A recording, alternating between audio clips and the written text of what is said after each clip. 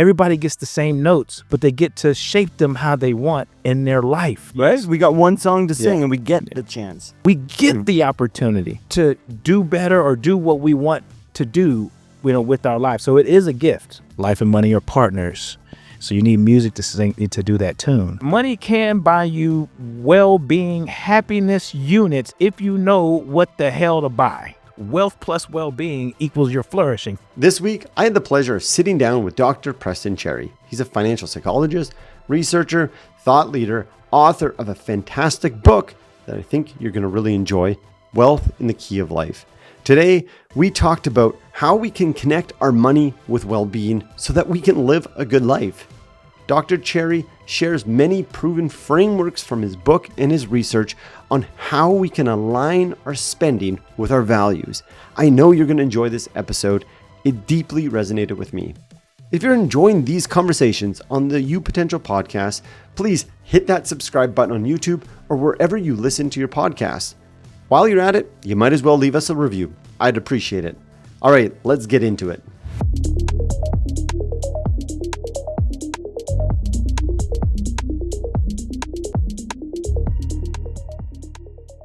Dr. Preston Cherry, it's always a pleasure. President Sean, yes, thank you for having me. I enjoy chatting with you. I find myself engaged in how you speak, the things you say, and you just bring a great energy. So I'm delighted to bring you into our beautiful Canadian lounge with all that. I feel like I'm Canada. I really do. We got bears and couches. You got the knitting and everything like that. You got a hockey helmet behind you. Right. We're at the lounge right the now. moose heads and everything. It's very Canadian. Very Canadian. Last night we had a lot of good Canadian music playing too. Oh, really? Okay. So, does that include Drake? Could be. I'm sure Because he's always in the Toronto.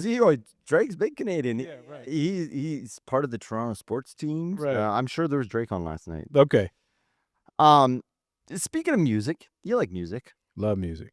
In your book, I like how you talk about Quincy Jones. Yes. And he talks about how you refer to, I think it was from the Netflix special, that music is divine.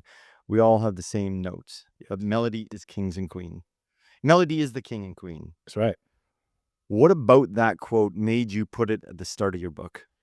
Well, because wealth in the key of life. So the premise of the title came from my all-time favorite album, which on any list that you look at, right, Rolling Stone or anything like that, it says that Songs in the Key of Life is number one. It should be number one, but nowhere outside of top 3 of albums of all time, any genre, right? And that's from Songs in the Key of Life, Stevie Wonder. And the reason why that is the album touches on every aspect of humanity across life's course. And you're talking about politics, social, economical, culture, experiences with life, sadness, happiness, failure, aspiration, love, maybe a little bit of anger, just all the ebbs and flows of life and humanity.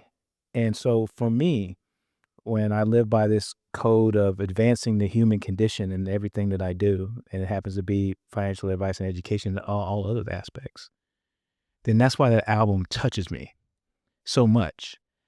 And then over the course of life and money are partners. So you need music to sing, to do that tune, right? And we'll get more into that. And with that, everybody has a unique life, a unique identity with culture, values, experiences, all this, right? So everybody that's born that gets the gift of life, right? So Stevie Wonder, and then to your point, Quincy Jones, that album goes through. Now they didn't work together on the album, but this is the premise of where the book came from.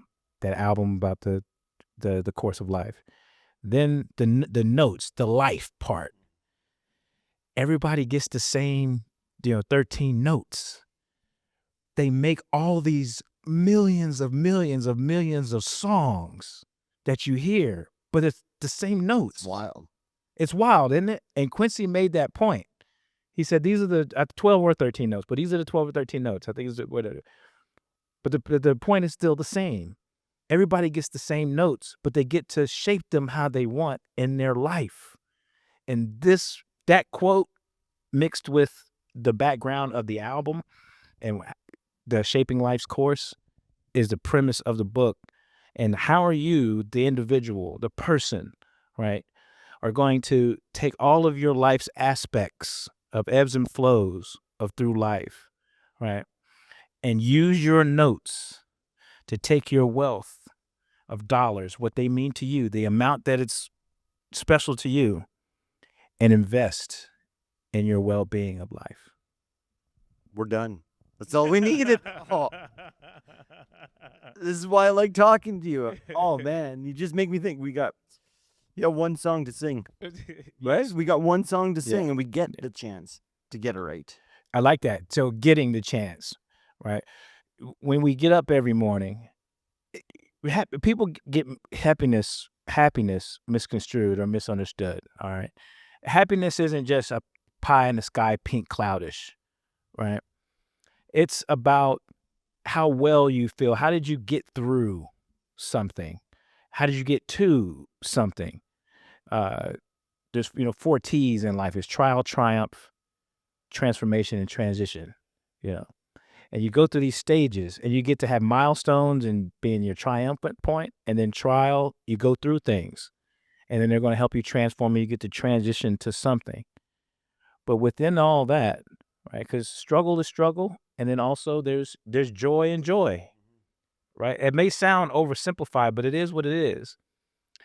But there's gratitude in having gone through the season, like my mother says. And she told me this when I was feeling guilty about a part of my life, which I put into the book, the first chapter of the book, Wealth in the Key Life. I was like, Mom, I don't feel well about this stage of life. And she goes, no, son. She goes, there's reasons for seasons. And when I say that on stage, people are like, Dr. Cherry, man, you're the best thing. That's a bar right there, right? And I was like, damn, I got that from my mom. But I give her due, right? Yeah. And I say that because we get, if we are still alive, 6 feet above ground, 2 feet on the ground, so that's what I say, 6 feet above, 2 feet on. If we get to live that day, then we get the opportunity. We don't have to do it. We get the opportunity to do better or do what we want to do, with our life. So it is a gift. Well, I appreciate how you pulled out that we get the opportunity. In your book, which I really enjoyed reading, you talk about some trials and tribulations. You open up the book with that. What made you decide to get it right and make a course correction, as opposed to, we all have these moments, these inflection points where we either surrender to the difficulty or we get the chance to get it right like you did. So what was it inside Preston that allowed you to do that? Yeah, good question. Well, here, I'm not sure if I got it right. You're here. But yes, I've gotten it better. Yeah. Because That's all we want. there is no perfection. Yeah. There is no perfection. But there is a vision, values and vision. Values include all the ingredients that you have in oneself, right? Self-worth, self-value. What do you value? Whether it be faith, whether your integrity, your code, right? Your experiences, your culture, right? Those are the things that you value most. What do you want to do? What do you aspire to do? All that. Right. And then the vision that you have for yourself. Right. This is the aspirational life. What is it that you want to do? And what is it that you don't want to do anymore? And this is a way to give money assignments. So if you give your life and money alignment, then you have money assignment. So you ask me. You got to say that again. I like that. Oh, yeah. Life and money alignment gives money assignments. And this is where the financial strategies come into play, because if you don't do this step, then you don't know what to put your money towards, right? In order to invest or buy or do this or that, right? You're going to be buying Porsches and Lamborghinis. Hey, if you can afford it. Yeah, if you can afford it. I just mean, yeah. if we don't know that. But we don't know that, right? If we don't know the assignment, but that we can also say, that's not for me because I've aligned accordingly, right?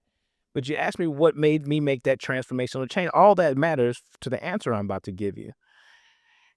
I figured out, I came to a conclusion of what I did not want to do anymore with my life that I was pissing away down the drain. You know, it wasn't because of ability.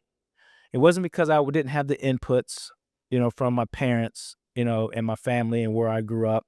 Even though there were some challenges there and that, I grew up with a little bit of racism, but for the most part, I grew up in the suburbs, good home. My parents were married 46 years, good education system, all of that, right? So I had the inputs, but I was also going through internal struggle, which, you know, gave into the struggles that I was getting, drinking or excess alcohol, right? All these chemicals I was putting in my body and everything to deal with the things that I haven't dealt with quite yet, right? And then it's like, okay, well, yes, I was somewhat successful on the outside, but I was leaving a lot of stuff on the table. Not just money, but my fulfillment. That doesn't feel very good. That's misalignment. And actually, not the loss of money that wasn't the thing. It was the loss of life, the loss of opportunity, the loss of fulfillment. And then more than that, it was the shame and the guilt. That was the killer, right? What is it that I want to stop doing and what is it that I want to do? And that came around 2016. And therein lies the transformation transition. So it's creating this vision of what you want. I know what I need to stop.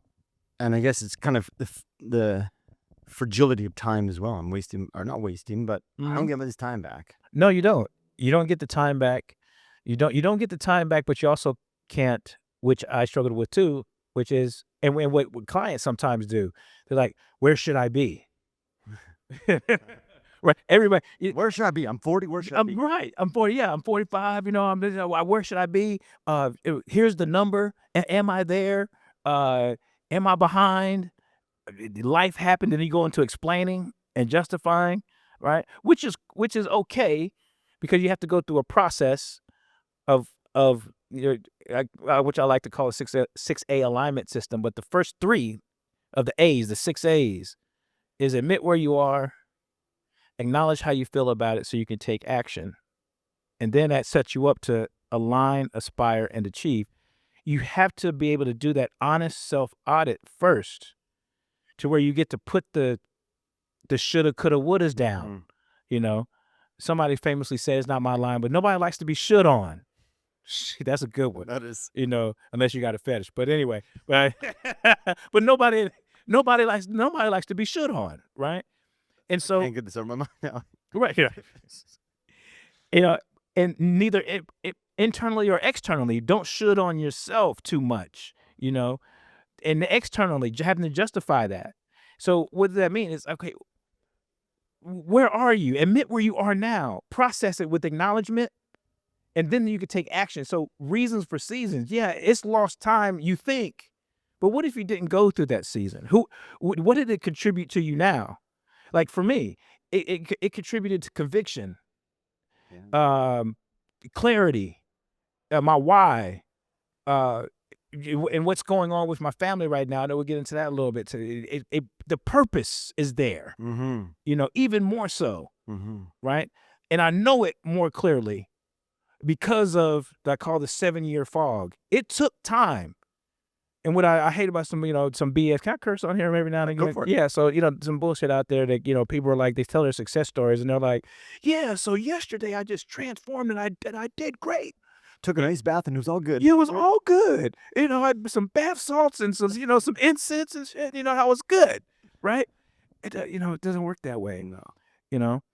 And after going through that honest self-audit, that took years, Sean.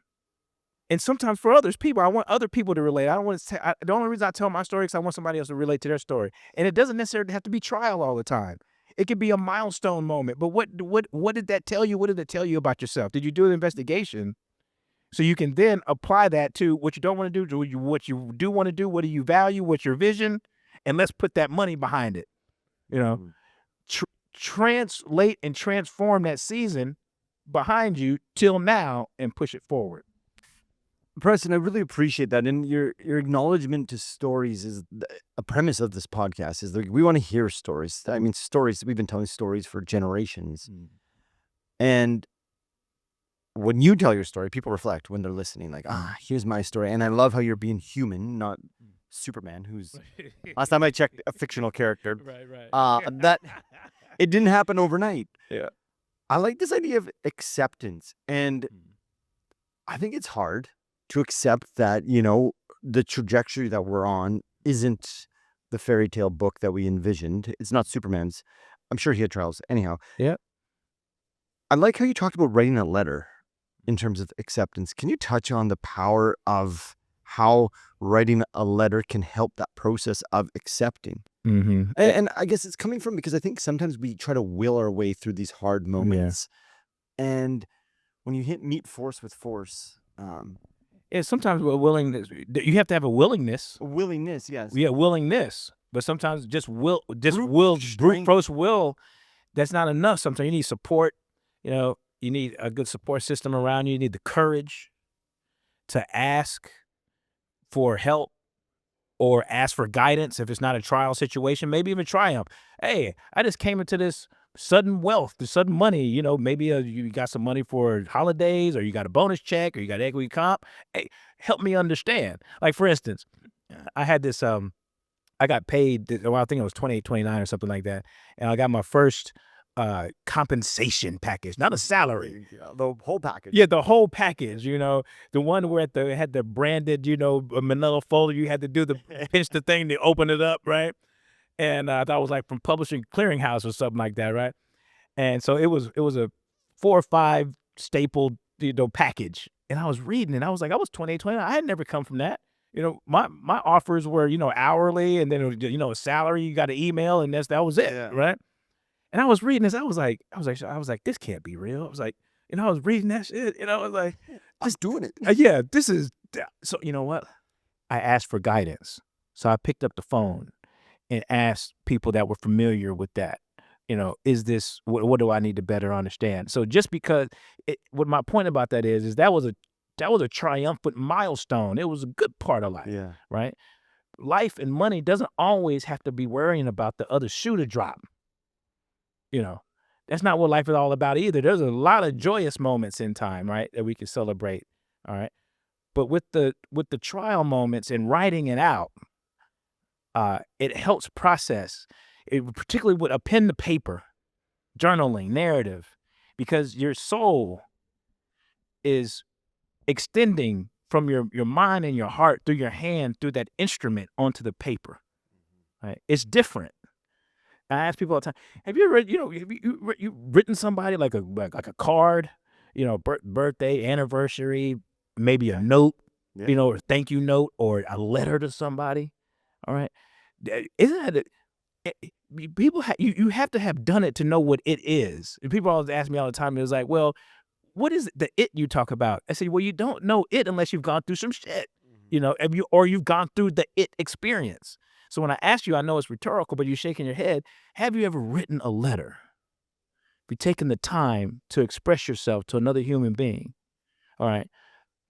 You're pouring yourself into that person. So when they read it, and then when you receive a letter, all right, or something, or a thank you card, you're looking at that thing, and you can feel somebody that wrote it. So now you're writing the letter to yourself. And you're writing to a letter, you're writing it out, you're pouring your energy out into it. It's like, the why, make me understand. This is what I want to do. This is how I'm feeling. And then some of those letters are not too good. I can promise you that. They are truly, if you have enough courage to be in that mirror, the mirror can be it could be a healthy audit or expensive tax. If you get in it wrong. It can be very healthy, but you can pay that tax too because you get in there arrogantly. And this is what the letter is writing it out. Many letters, keep on writing, even in good times or bad, to work your way through and see what you want to not do and what you want to do. The way you articulated that about that, it might be writing it to you, but I'm also writing to myself. Yeah. That it, and I think, yeah. You know that it. I'm wondering, as you've worked with so many different people on these experiences, or this sort of dynamic money assignment for alignment, or I got your It's literature all wrong, good. but Yeah. how important, I think it's really important, but like not everyone has had I think sometimes people think like, oh, I haven't had this big thing happen to me. Yet I'm convinced that we've all had our own versions, and to really find our life's assignment, to put the money towards that, I think you need to start writing those letters and going inside of ourselves. Absolutely. Everybody's had, you know, I was watching a show one time. He said, "Why do you use so many cliches?" And no, it was just a general scene. It was just a general scene, and I think it was Californication. It was a funny, I forget, who is that? The X-Files dude. But anyway, I think he's Canadian too, by the way. Yeah. I forgot his name, but anyway, uh, but he got hung out of a window, and he was an author in there, and the dude that was reading his stuff and everything like that, he said, "Man, why do you use so many cliches?" It was bugging him, and he was he was hanging out of the window, so if he answered wrong, the dude was going to drop him on his head, right? But he was honest. He said, "I hate to break it to you, but they work." Simple as that. It's simple as that. It's simple as that, right? And when you're writing a letter to yourself and giving your money assignments, right? Everybody has a story. Mm-hmm. It may sound cliche, but when you start looking at it, it's like, what is mine? What am I going through? What do I want to do? Right? What is my story that just jumps out at me? Why am I here? Why am I sitting at this piece of note paper? Why did I have this thought? Why am I compelled to even answer this question? Why is this thought in my heart, in my soul, in my brain? And who am I going to tell it to? Because a lot of people just don't give a damn. Everybody's going through something or everything. So a lot of people don't have the time. So sometimes it's just you, in a piece of paper, and even when you reach out to the people that you're close to and everything, they may be going through something. So who the hell are you going to talk to? Unless you buy somebody, that's money can buy that. See, that's a form of happiness, by the way, because you're buying well-being, because you're going through something. If you don't have no money, you can't buy any well-being. No. You can't get on nobody's couch, right? So it's that letter. It's right. It's a process. It's a process, whether it be celebratory. Hey, somebody told me they love me today. I loved when my wife told me hello, and I love this hug. We haven't got one of those in several months. Not like that. And I shared this with her. Something to this effect. I told my wife I loved her and reminded me about 5 years ago, and we had this time in this town and all this, right? That's an expression. Why did that happen? Because we had maybe a hug randomly, that day, right? How did that make me feel? Did that give me more fulfillment? That gave me more fulfillment to get my ass up and get to do what I get to do and go back to work, and make this money, right? And I got to write that out in a narrative story, right? You telling me that gave me a boost of, I think, well-being, thinking about the moments that the seemingly, no, I'm watching my words, but the insignificant, they're very significant, that hug. But like, if we wrote a book on how to get well-being, sometimes we don't think just it's that accessible at times. Yeah. To share that hug meant so much, and to write about it cost you like, Right. It is right. And it's an example of triumph. I could have used a trial moment too, like going through, what I went. Everybody has something they went through. It could be maybe a best friend dying, or maybe a parent struggling through their marital relationship, internal conflict. Am I the person that I want to be? Right? Do I feel right? All those things. That's humanity. So I wanted to. I like giving balanced answers, real answers, not just made up. Because what I just gave you, I have told my wife that, your hug saved me today. That type of hug. Sometimes you go to people that are married, you go through one of them, pass by hugs. Those pat ass hugs. You might, yeah. I'm like, what was, what? I was like, never mind, don't hug me then. I'd rather you not like that. And then you get one, you're like, damn, okay. Yeah. Now I remember those moments, that we, why we're here, why we met, how we met, why we want to sustain, right? And now I'm pumped up. I'm like, okay, man, I love my family. I'm ready to do this thing, right? And you write that out, and it feels good, just like if you feel not that feels good, and you somewhat hopefully feel better when you're writing it out, going through a challenge.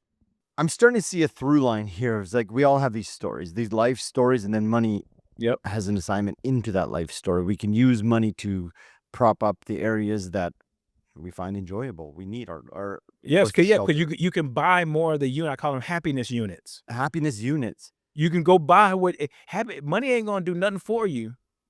If like I just did a post about the $1 billion lottery to almost 2 billion. Them billions ain't gonna do nothing for you if you haven't investigated and put a life of money alignment to you, because you don't know where the hell to put it. Whether it be in a market, whether it be a home, whether it be family support, whether it be, charitable, you don't know. Mm-hmm. You haven't done any work. Mm. So them billions ain't gonna do nothing for you. Matter of fact, they may be gone in Yeah. 5 or 6 years or less, right? However, if you've done the work that we're talking about, the alignment that we're talking about now, that goes directly into money does buy happiness if you know what the hell to buy. That's right. Yeah. It buys you time. Remember that struggle I was talking about, Yeah. 7-year fog. It bought me some help, but some professional help. Was that pie in the sky happiness? No, but was I happier? Mm-hmm. Hell yes. Mm-hmm. Because I know how it felt to be passed out on the floor, drunk and stuff like that, not controlling my life and everything like that. Now, did I like the guilt and shame when I was in the professional help having to talk about that? Hell no. But was that better than the darkness? F yes. I had a conversation with someone who we started talking. He was a professional hockey player and grew up in extreme poverty, not extreme, in poverty, and money and sports came up, and he's like, you know what? And people who say money doesn't buy happiness, they've never had a hard fucking life, or they've never been poor. Yeah. Right. And look, quality of life, right? Yeah. Hey, listen, they say get to do, right? You remember get to do? Yeah. Look, and people know me, and I get this from my pops and my mom's because she got style too. Look, I'm not going anywhere, looking shabby. Now I'll go. Always looking sharp. Now I'll look, I don't. The clothes don't, make me. Yeah. That's another thing, having to justify, right? People have to justify. Oh, he has an external problem because he wants to be showy and stuff. That ain't none of your fucking business.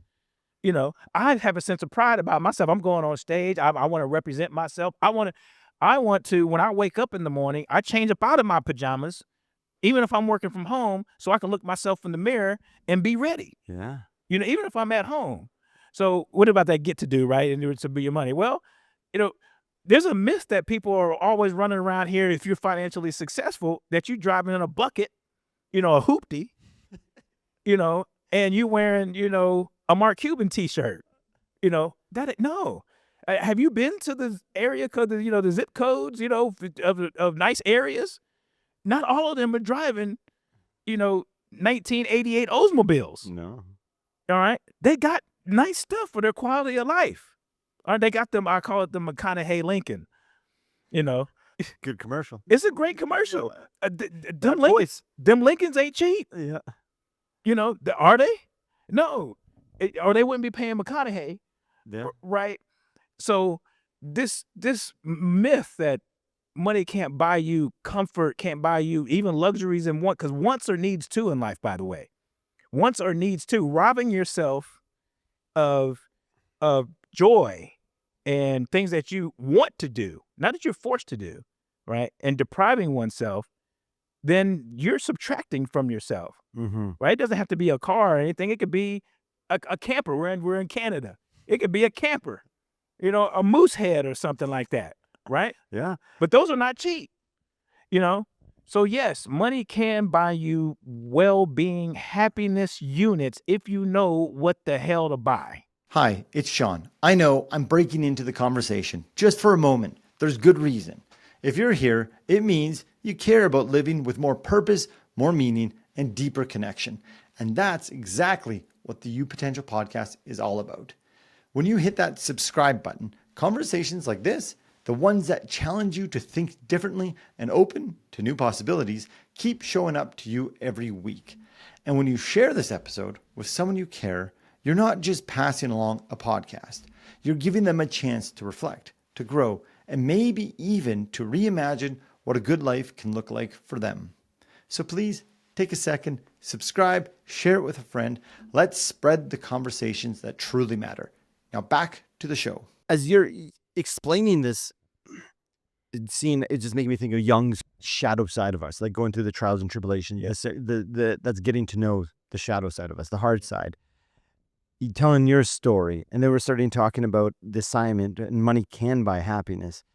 It just strikes me, and I like this about your work, is like understanding yourself. If I'm hearing kind of the crux of what we're talking about here is key. So then, yeah, if we make this large amount of money that maybe we never even thought can be possible, it doesn't mean that we're miserable. Like sometimes there's this assumption that if you got a lot of money, you're a jerk, you're greedy, you're terrible. But for what I'm hearing you say, it's like understanding me, who I am, and then I can use that money as assignment. And if I decide to put we were talking about last night, if I decide to put extra time in the work thing and it pays off, that's good. But I'm going to be home with my family, etc. You can have both. You can, yes, it's and not or. Mm-hmm. It's and not or. You know, you don't have to sacrifice now. You don't have to starve your now to feed your later. You know, you can have both. You know, and back on the closings, 'cause I didn't close that point, which is knowing what to buy. I'm buying confidence. You know, for me. You know, or self value for me. Mm-hmm. You know, that's self. That's a sense of self, right? Now, if all that's taking away, get to do, is that going to break me? No. You know, I'll put on the Sylvester Stallone Rocky 1 wife beater, and I'll have the parrot, and me and Adrian, we gonna kick it, in the one bed, right? And that's just how we're gonna live. Yeah. Right? That's not gonna break my spirit. Matter of fact, I get to wake up again and try to do something else. Right? But while I get to do this thing, I'm gonna have a custom shirt on. Mm-hmm. Of course. Because it feels different than, even though I buy stuff from Walmart, if I want to feel good, real good that day, I'm gonna get to my custom shirt closet, not my Walmart shirt. You know what, Preston? I've gone through a season where I'm like, wait, I need to buy like the cheapest jeans possible, and they don't fit, and I put on like these are nice slim fit jeans. I'm like, hey man, I'm feeling good. Oh, you're feeling real good. Yeah. It's a difference between get to do and got to do. Yeah. I get to do this, and I thank God. I'm a man of faith. I got gratitude. But if I got to, get them other jeans or whatever, I'll do it. Yeah. But I get to do this. And it feels good. I get to do this, right? It does, right? Oh, man. So, okay, we're going back to I think it's really important we're talking about here is that understanding what we get to do and then using our money for that assignment. Yeah. Trials and tribulation, they build resilience. In the book, you talk about financial resilience, these fog years, and we all have our own fog years. That helps orientate us to where we get to spend our money, where we get to spend our energy.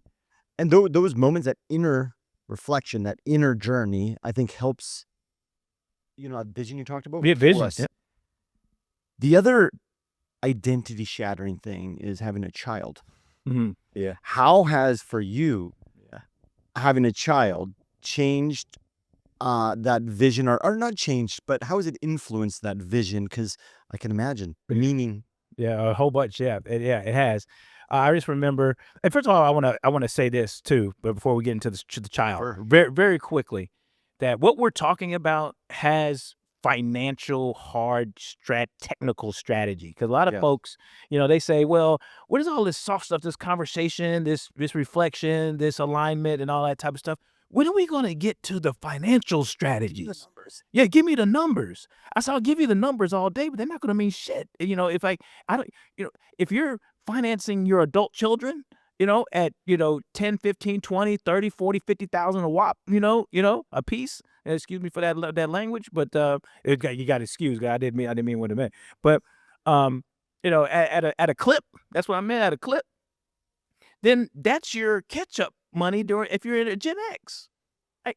So now you have to reflect on a letter or something. Am I content about what we invested into our children? Because when you answer that, then you'll be like, we've done enough. Now you found the extra 50 grand to put into the 401ks, the brokerages, and this, that, and the other, right? To increase that savings rate. So I want to make this very clear that what we're talking about, it is wealth plus well-being equals your flourishing. Feelings plus finances in your flourishing. Wealth plus well-being is your wealth of life. I got to make that very clear. You know, how do you do that with clients? I know you kind of you talked about there, but that is a really awesome formula. And it's like for people listening, this is for me too. I find we have awesome conversations and gold nuggets like that just get passed by. So I'm gonna slow it down and like let this one let's savor this one a bit. Okay. Michael Jackson said he sometimes lets notes You got simmer. to see it. You got to let it sizzle. You got to let that sizzle a little Yeah, bit. Yeah, and that is the wealth, and that's the financial harmony in our book. You got wealth in the key of life, and we discussed that already. And then the subtitle is "Find Your Financial Harmony." Mm-hmm. Wealth plus well-being is wealth in the key of life. You know, put those two together. Felt good when you said that. Put those two together. You know, use your notes, your wealth. That's a note. You put your well-being. That's a note, and make your song. Make your wealth in the key of your own life, right? Live your wealth your way, right? And this is that is the financial harmony part. Right? Now you have a sense of wholeness, a sense of wellness, and that's what brings that confidence, clarity, that, reduced anxiety, that hope, that understanding, that money and meaning. That's what it brings all the care. And to go towards the child, the question that you asked me, I've had full investment from my parents and my sister and my wife and mentors. Somebody did it for me. I say all the time, nobody, I don't care what these articles and stuff are saying, nobody's self-made. I know people want to say I'm a self-made millionaire. I know, I get it. You didn't have a dollar inheritance, but you had some help. Somebody believed in you some sort of way. Somebody provided you child care. Somebody did something. Trust me, nobody's self-made, right? So I've had investment. I know what it feels like for parents to invest into a child. I have a role model. My mom with her, people always say, well, how did you get into the financial psychology stuff and, all this empathy, meeting, compassion, and all this? I got that from my mother. How did you get this understanding and finances and everything? Even I got them from both, and then how did you get this self-worth and everything like that? I got that from my dad, right? These are compoundable assets, by the way. So seeing that example, Sean, I've actually wanted a child since I was 20. I'm 46. They had one young, and I wanted one as well. That's what I experienced. So I've had good examples and good investment. So I know both of them have told me and my sister what it means to them, and my wife's parents, by the way. They said what it means to them, what they did with their money and meaning. So when it comes down to my child, and my dad, both my mom and my dad told me, he said, you're not going to know until you have them, Yeah. until, he said, a lot, son. You have a lot of wisdom. He said, you're a fantastic young man, as far as wisdom and everything. He said, but this one thing, you'll know when you have one, and his name is Lath, and my wife, Iman, they have changed me. I've wanted it, and God gave it to me at the time that I didn't think that, I thought it was late, right? Yeah. But no, it was right on time. My wife saved my life, I think. I believe, not I think. I don't think, I believe. And then Lath came to us at this very moment. And now, Sean, is like, even with the stressful moments and, when the world is kicking my ass and everything like that, and it's wearing a brother out. Trust me, sometimes, it's bad. I be wanting to cuss somebody out or slap somebody sometimes, even with the joyous days. But, now I'm just like, I've got some refreshed energy to work through that, because I want to give Lath an example, just like I saw on my dad. But my grandfather and my dad, I think they missed a combined less than 15 days of work over an 80-year period. Amazing. Combined. I don't think you heard me. Combined. Over I know I was doing the math on how many years they would have been working. Yes. 80? Yes, 80 years combined. I don't think it was more than 20. It was not, I'll tell you this, it was not more than 20. And God's honest truth, right? Your dad didn't have that random cold. No, hell no. And neither did my grandfather, So seeing that work ethic, right? Those little small pieces made it into me, into those self-worth, self-value assets. That's in the book too, to where those are compoundable. Nobody can, Mhm. even through the fog years, right? Those never left me Yeah. and allowed me to say, Dr. Cherry, you're successful. You got this platform. You're doing this. You're doing that. It's because of seeing that. Those, I mean, you never know in hindsight, but those might have been at times more useful than $1. Like, I know you said you bought, like, you paid for help Yep. during that time, but that internal asset that your parents gave you, that will to fight, Yes, because had I not had it, I'd be dead. then money wouldn't have mattered. Period. If I didn't have that fundamental sense of self-worth and self-value instilled by my parents and invested in, all right, then the fog that I was in, I would have just rode that shit out. Mhm. Different book. Would have been Right. I wouldn't be here. G versus Ross. Yeah. That'd be different, you see. So because of that investment, and because I told you that the alcohol and the failure, the alcohol wasn't killing me. It was the shame of Yeah. pissing away the opportunity, because I knew better. And that shame of pissing away the opportunity is not, it's not unique to you. Like, Yeah. your lived experience is unique. Yeah, I know. But like, this is a rather common feeling that people have. Mm-hmm. And I guess it's acceptance. And we talked about Acceptance, get yeah. through this. And so I want Lace to see those things. I want him to see his mother too. His mother believes the same thing. We're a team. That's another thing I learned from my parents. See, we're a team, and see, Lace can see these things early. That will make him help him understand himself in his own unique way. Mm-hmm. Right. So when we were talking last night, it says, well, people like to say, well, I'm doing this for my kids. I'm doing this for my kids. Well, they may not want the business. Mhm. They may not want the house. They may not want whatever. That's true. All right. But they do want time.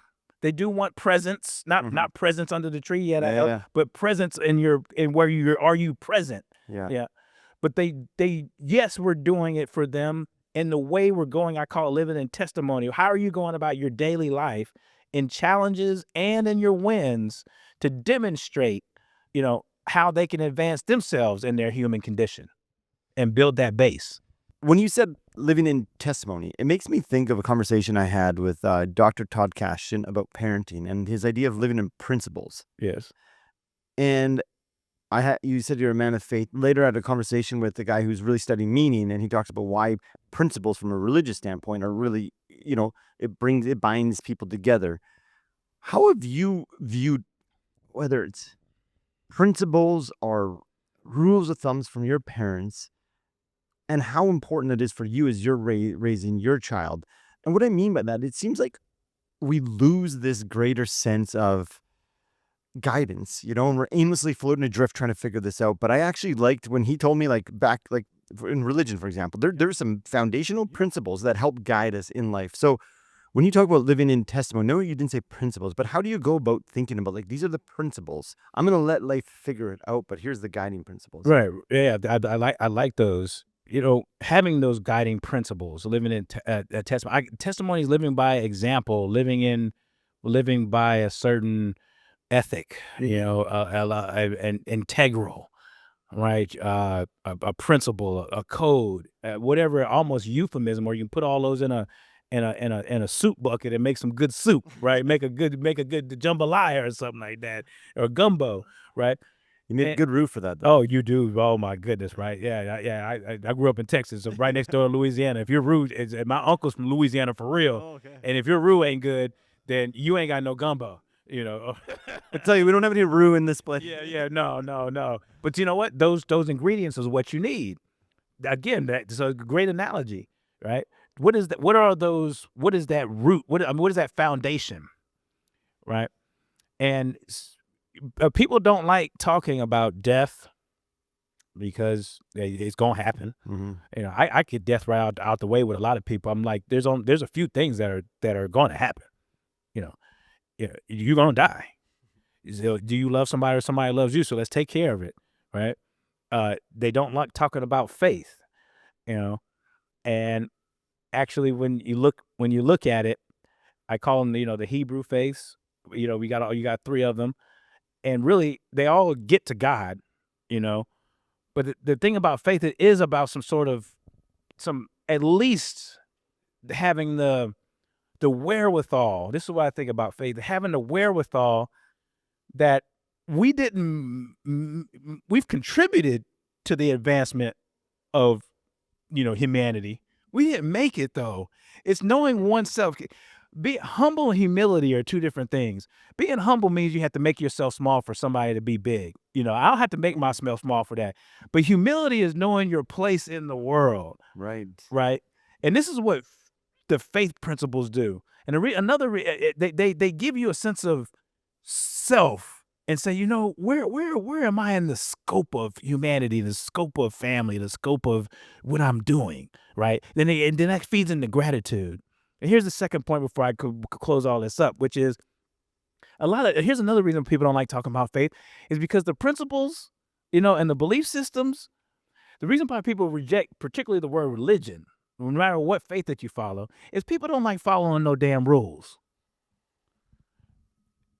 Of life. They don't like following no damn rules of life. And now listen, I'm not here to be preachifying and speechifying because hey, listen, I hate having to job. This is one thing I do hate. I reserve the word hate for when it's there. But having to say that I'm not perfect, I don't like what happened. We're not. Nobody should ever have to just say that. Actually, you're not. Yeah, right. Just cut it off. So I'm not preaching and speechifying because I'm an imperfect being. All right. But those foundations that I got from my parents and I've gotten from, how I practice faith, and that foundation to attempt to walk in some sort of example, now for myself first, and then for those that are around me that I love, that's walking in testimony, the attempt to get to. The attempt, yeah. Right? And that what's what spills over as an example. To me, your answer seems like it's enhancing the our own song of life. And if we got something to aspire towards, and not just aimlessly trying to figure out notes, but a direction that we want to take this song or this music, it seems like faith can help with that overall meaning. Because at the end of the day, when we do die, like you talk about, the money's going to help create the meaningful components of our lives, but you got to have the meaning part. You got to have the meaning for it. That's the when I say financial harmony, it is the process of, we talked about the 4 T's: trial, triumph, transformation, transition, the 6 A's. You got to do that honest self audit, then you can get to aspirational life, right? And then going through that process, and also the 5 P's. I left that out, but we talked about it, right? We got your who you are as a person, your identity, your phases of life, what your life phase is, what your financial plan is, what's your preferences, all right, and your purpose. And now you have prosper. So it's the P's, the A's, and the T's. Those are the processes. And you do all that, right? The jambalaya, right? The gumbo, right? And that's how you have the financial harmony. And I say, run it back, play the tape. Somebody said that, or one time it said, Jay-Z, you don't tell us a lot of stuff. What you didn't explain that. He said, yeah, I did. I made 5 albums. They're $10.99. Go find it. Go play. Don't go run them back. Yeah. So when I just said the P, the A's, and the T's, and then financial harmony, Sean, I appreciate you. Go tell people to go run the tape back. Yeah. Because it's there. It's there. Or go get your book. That too. So yeah, a wonderful book. So Wealth in the Key you got to of go Life. Speak right away. So yes, Wealth in the Key of Life. Go get it on Amazon. Lead a review. And where else, Preston? You're doing. We were talking last night. You're taking some. You're showing your son. You're gonna go do it. You're gonna get that lunch pail and hard boots. I want him to pick his thing. Like my niece Madison, we call her Maddie Mae. Her thing is theater. Theater production. Right? She's picking her thing. And doing it well, by the grace of God. So Lath is going to have his thing, right? I just want to show him that he can, get your thing and go after it, right? So yes, I'm speaking globally. So I'm by smiled when you did that. Yeah. Globally. I got a new membership platform about to launch. Oh yes. I also have the Wealth in the Key of Life, the book. and then the practice, which is concurrent wealth for those that want one-on-one services or the membership, and then I still profess. You do. I still teach, so I'm in the university as well. So Good for you. You are time man. You're managing your time. Good. yeah, I don't recommend it to a whole bunch of people. You're putting all the keys into your song. Yes. Preston, thank you. You got to get there. So you can have this one as a short one. It's the question that we ask everyone at the end. Okay. Not me. It's just me here. But let's imagine you're at end of life. Okay. You're about to die. Okay. You decide to write one more poem, because I know you like poetry, Mm. about what you learned, and you can give this to your son. What you learned was a key to living a meaningful life. The greatest thing so far that I've done is having that honest self-audit. It took a lot of courage. It took a lot of energy. It took a lot of just going through life. But that really kicked off. It saved my life. It saved my life. It contributed to what you're seeing now. It contributed to a better understanding. It's given me resilience. It's given me that humility that I was talking about the place in the world. It's giving me more purpose. It's giving me more understanding.